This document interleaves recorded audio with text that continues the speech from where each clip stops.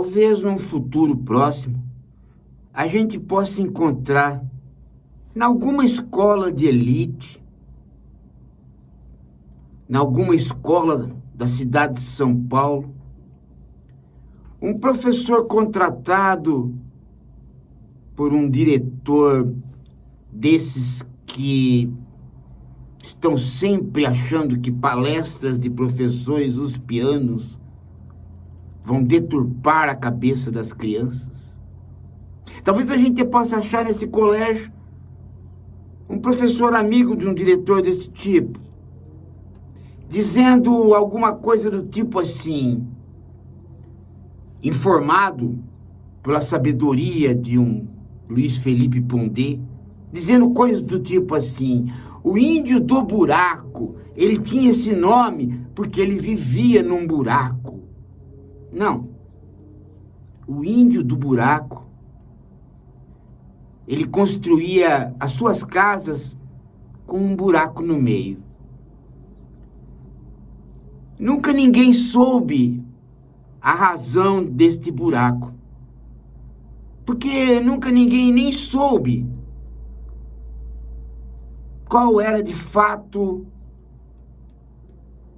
a compreensão do universo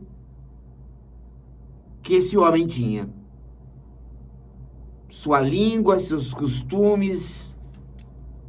E por que quando ele foi encontrado morto na sua rede, onde ele sempre dormia, ele estava coberto de folhas e de penas de arara?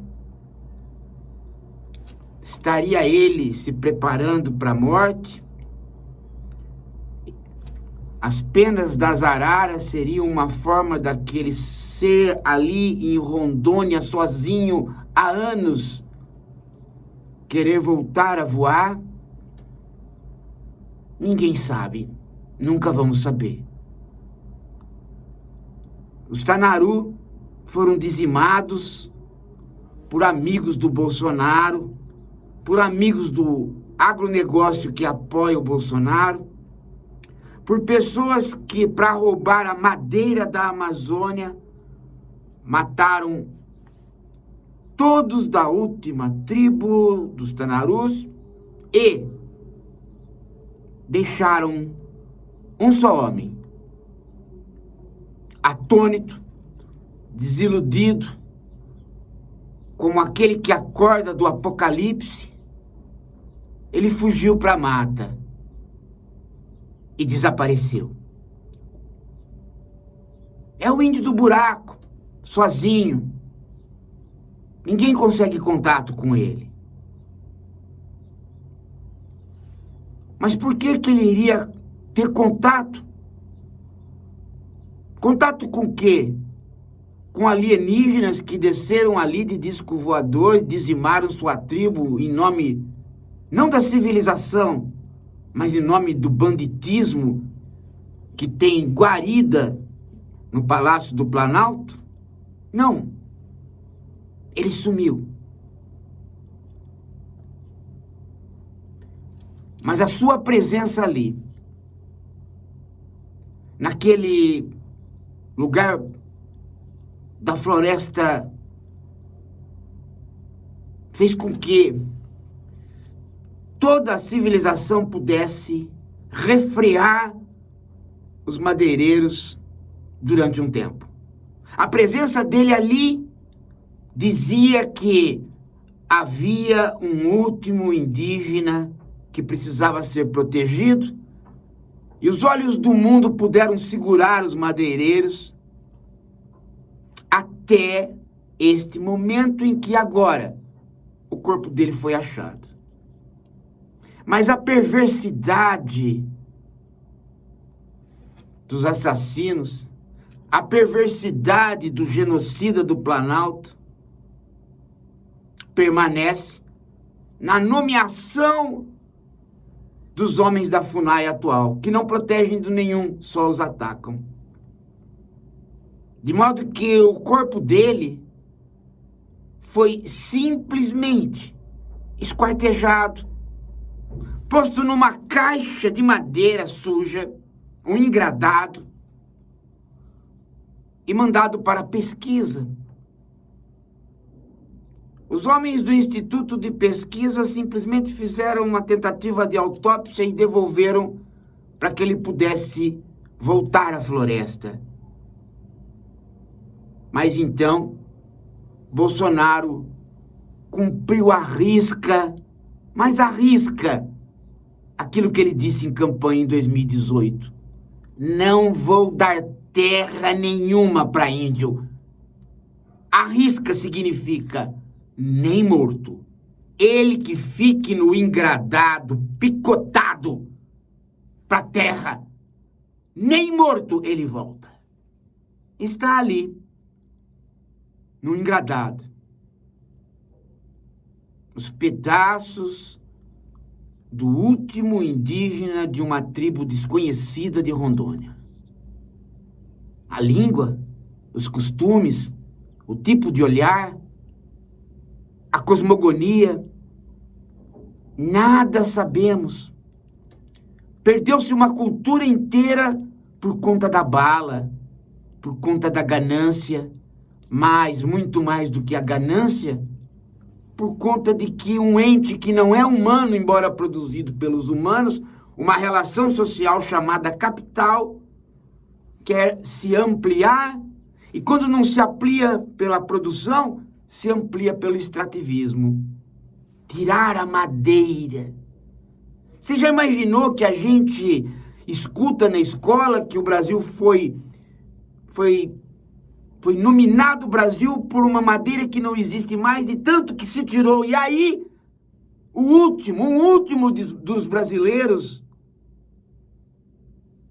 é morto por isso ainda 500 anos depois, mas ele não pode ficar na terra, nem morto. Porque talvez o lugar que ele venha a ser enterrado vire um santuário. E os homens da FUNAI, os amigos do Bolsonaro, o próprio Bolsonaro temem um santuário indígena a esta altura do campeonato. Um lugar de peregrinação. Talvez até de devoção. Porque nós, os civilizados, temos esta mania. Quando nós dizimamos um povo ou uma espécie, nós inventamos um museu ou então um lugar de peregrinação. E esquecemos mesmo, de punir a nós mesmos, punindo tipos como o Bolsonaro, que hoje não deixam com que o índio do buraco volte para sua terra. É pura maldade. É pura perversidade. O capital na acumulação não tem perversidade, ele tem mecânica. Mas os homens que cumprem o seu mandato com ganância estão completamente abarrotados de um sentimento que corrói a alma e que faz a existência de tipos como o Bolsonaro. Ou, talvez, tipos como o seu ariete no meio intelectual, que agora não é mais Olavo, Luiz Felipe Pondé, que ridicularizava a todos quando, na busca de proteção dos indígenas, as pessoas punham um nome indígena sobre o seu nome para aparecer na internet. Ele ria, fazia chacota, porque talvez ele estivesse sentado numa grande poltrona na casa dele com a madeira feita lá de Rondônia, aquela que extraída só pôde ser extraída pela morte inteira da tribo do Índio do Buraco.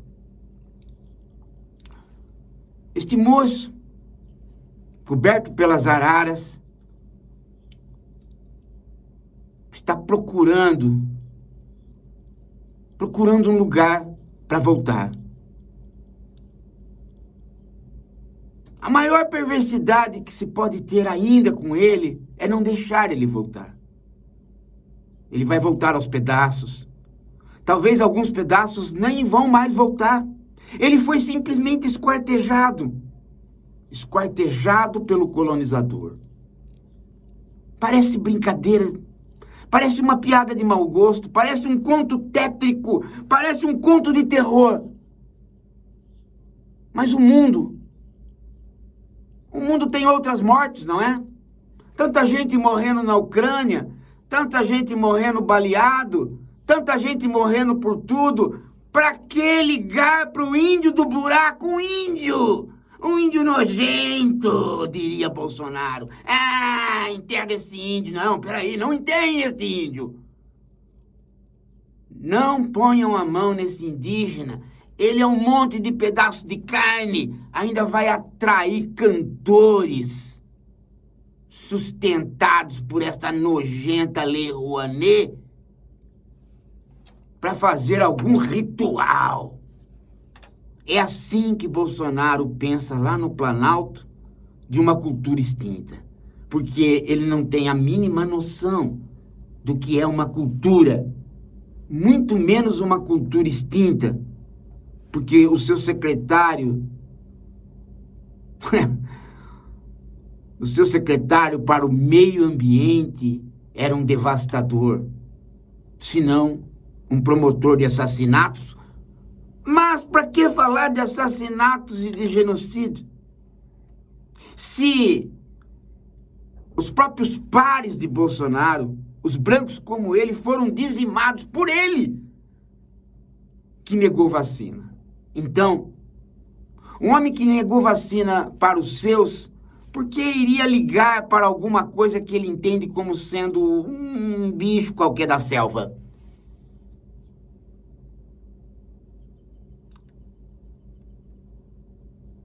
Eu me pergunto, será que não há mesmo nada além de nós? Será que não há um Deus do tipo desses que o Malafaia gosta? Um Deus juiz? Um Deus vingativo? Que não seja parecido com Jesus e que possa, então, na sua peregrinação pelo universo, encontrar duas araras. Uma chamada Marielle e outra chamada o Índio do Buraco. E dizer, peraí, onde é que vocês vão? Ah, nós somos duas araras. Nós não vamos para lugar nenhum porque não temos mais asas. Estamos soltos no universo. Quem fez isso com vocês? Quem fez isso conosco? Talvez possa ser o capital, mas certamente o mandante de tudo hoje, no lugar onde nós vivíamos, se chama Bolsonaro. Então esse Deus furioso dirá, ainda existe gente assim? Talvez eu tenha que eu próprio dizimá-lo. A gente às vezes fica pensando numa história em quadrinhos, né, de maneira a mais infantil possível, que possa vir punir Bolsonaro. Uma vez que a gente se sente impotente de puni-lo só com o voto. Mas mais que ele, talvez a gente pudesse um dia se encontrar de novo, quando todo esse pesadelo passar, com este presidente da FUNAI, que esquartejou o índio, que não deixa ele voltar para casa. E dizer para ele, por que você era um lambe-botas do Bolsonaro e por que você era um cultuador dos assassinos de toda uma tribo? Por quê? E ele não vai entender a nossa pergunta. Porque para ele, toda a Amazônia é lugar de extração de minério ilegal, de madeira ilegal. Todo o Brasil é lugar de tirar, nunca pôr. Como o colonizador fez. Sempre tirar. nunca pôr. E quando alguém se rebelava, o final era igualzinho ao do índio, como Tiradentes, esquartejado e com seus pedaços pendurados na estrada. Só falta isso. Só falta Bolsonaro mandar pendurar os pedaços na estrada para que ele próprio, depois passe por aquela estrada e com um isqueiro asse cada pedaço e corte como se fosse um churrasco daqueles que ele oferecia para o MBL. E coma carne humana, carne de índio, sem banana.